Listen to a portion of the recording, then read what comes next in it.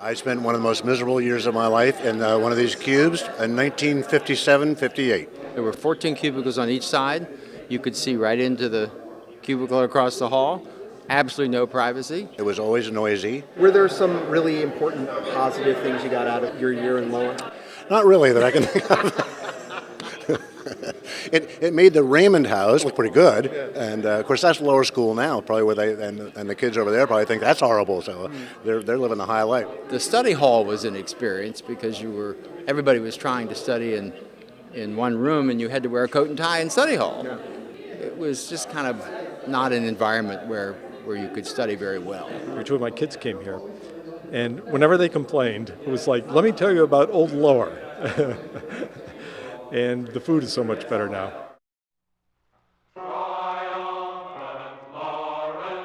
Open doors, military cots used as beds, rows and rows of rowdy, pubescent, suit-wearing 13, 14-year-olds living under one roof. Breakfast, lunch, and dinner is eaten all together in the downstairs kitchen. Welcome to Old Lower, the Plywood Jungle. Generations of Lawrentians have undergone this once-in-a-lifetime experience, learning valuable life lessons and sometimes not-so-good ones.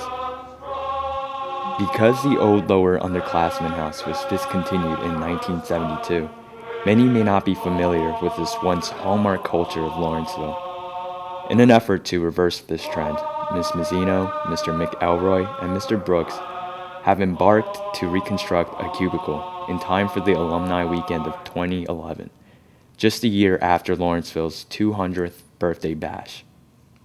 Halloween of this past year, I was talking to McElroy, just a random conversation, and he said that an alumni had told him, it would be a great idea to rebuild a lower school cubicle. And he said, well, do you think you could do something like this? I didn't know anything about Old Lower, so we started pulling pictures and documents from the archives to see what we had. And when we got to the blueprints, we realized that it was feasible. It wasn't particularly big. So I approached Wes Brooks with the project idea to see if he would be interested and if the community at large would be interested. And he was ecstatic at the prospect because he actually lived in one, and he thought a lot of the alumni would be interested in seeing it as well. So the project just took off. Sarah had come to me with a picture that she had drawn up rendering the final product. And from that point,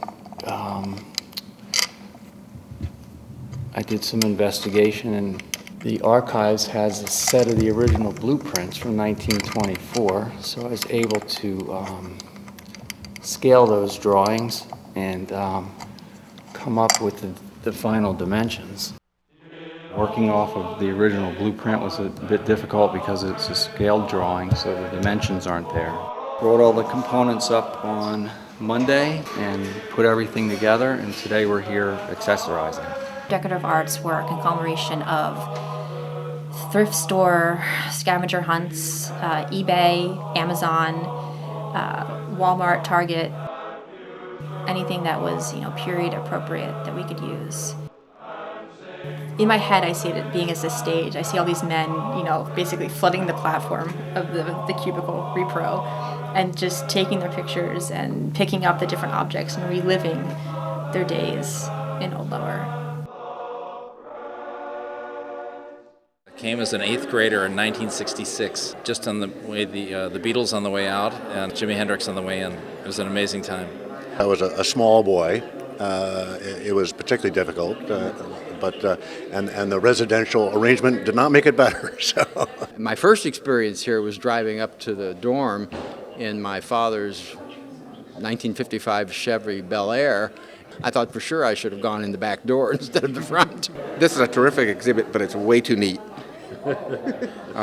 Because if it were real life, there would be clothes on the floor. It wouldn't smell so good. And there probably would be some food in one of those drawers that had been there for a long time. But you did see the cockroaches. Not in this one. Oh, there's 9. There's 9 I didn't. I missed them. Wander in. I missed them. Then that's real life. Actually, cockroaches were a big part of Old Lower. The boys took them in stride, as did everyone that lived there.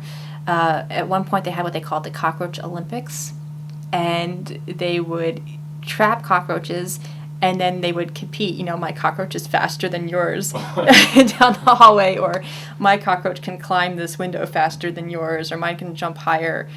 It was just part of the life there. This one Sunday morning, I got up and they had the benches on the sides of the table, got my breakfast, went, sat down on the bench, and there's this cockroach, starts at the other end of the bench and runs right straight at me. I swear he looked like he was that big. I jumped off the bench and he kept running. Now, I understand there was something called Cockroach Olympics. Did something like that ever happen? I don't remember it. No? But he would have been a winner. The lights went out at 9:30. So one of the tricks was to just try to stay awake until 10, because by 10 you would know you were allowed to go to the bathroom after 10. So if you happen to be awake. So we would try to stay awake until 10, and one of the fun things to do would be to have a raid on the cockroaches. So we would organize a small team of guys, for example, and at 10 o'clock, 3 or 4 of us that had prearranged things would go down the hall quietly into the bathroom. The first one guy would hold the door. The second guy would go in with a can of lighter fluid and spray a ring. And the third guy went down with a match and lit the ring. And then we counted how many cockroaches were in the middle of the circle. And there were, how many are in this room? 9? Yeah, normally 9 would be a good count, but much big cockroaches. And then we finished off the ritual with the rest of the lighter fluid. I've been looking through the dictionary. 1,000 pranks were pulled in this space. The kids literally were throwing things between. They had what they called soggies. A soggy is a wad of toilet paper that's been soaked in water, which is then thrown into somebody else's cubicle, so they have to clean it up. With any luck, you'd hit their bed and it would soak in. But that was kind of an exact target. You had to practice to know how hard you had to throw, to how many cubicles you'd throw over to hit the one you wanted to. So the guy in the cube next to me was a real academic, a real intellectual. And so everybody hated him. So what happened was they threw soggies at him all the time. Well, living next to him, half of the soggies missed their mark and landed on me. So this isn't right. I had a very good arm, and the Dixie cups up here, when you would put them in the neighboring cube, and the kid wouldn't see you put them up at night, so it'd be full of water, and then lights would go out at 9:30, and then you'd go in your cube and strum your banister or your railing, and it would wiggle the Dixie cup off of the beam and fall on his bed. It's perfect. Other types of pranks that were particularly memorable to you? There are probably some, but I really am not going to put them on film. Jack Chivers, wonderful man, and he drove a beat-up old Volkswagen Beetle around the campus. And we took it upon ourselves one day, after he had parked in front of the administration building, to take his little Beetle Volkswagen apart and reconstruct it on the second floor common room in the Raymond House. So when he came out to go home at night, there was no car. Living in an environment like this, we had a lot of fun. It was really great.